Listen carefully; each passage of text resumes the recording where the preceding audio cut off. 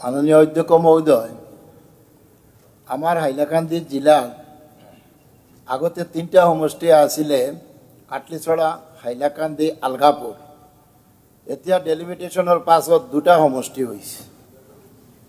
হাইলাকান্দি এটা আর আলগাপুর কাটলিছড়া 2টা মিলাই এটা।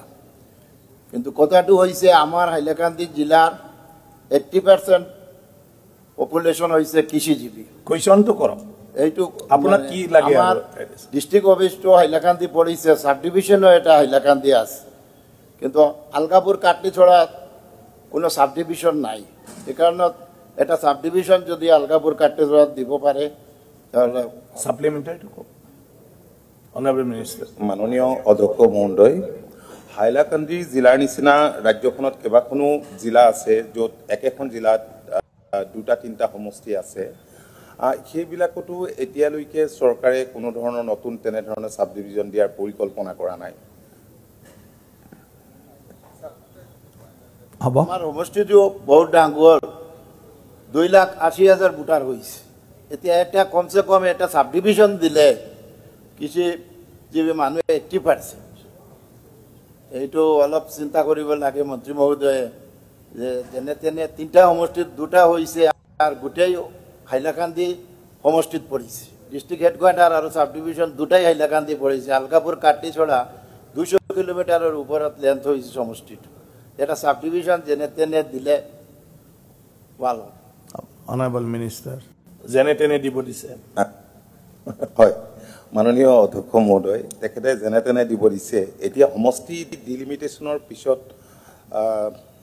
কথাবোৰ বহু ঠাইত নতুনকৈ চিন্তা কৰিবলগীয়া হয়তো হ'ব ভৱিষ্যতৰ দিনত, কাৰণ প্ৰতিটো বিধানসভা সমষ্টিতে এতিয়া CDC কাৰ্যালয় আছে, কিন্তু বৰ্তমানলৈকে চৰকাৰে চিন্তা কৰা নাই। তথাপি কৃষকৰ সংখ্যা, ক্ষেত্ৰ, এইবিলাক কথা বিবেচনা কৰি ভৱিষ্যতে নিশ্চয় চৰকাৰে চিন্তা কৰিব। ঠিক আছে, থেংক ইউ।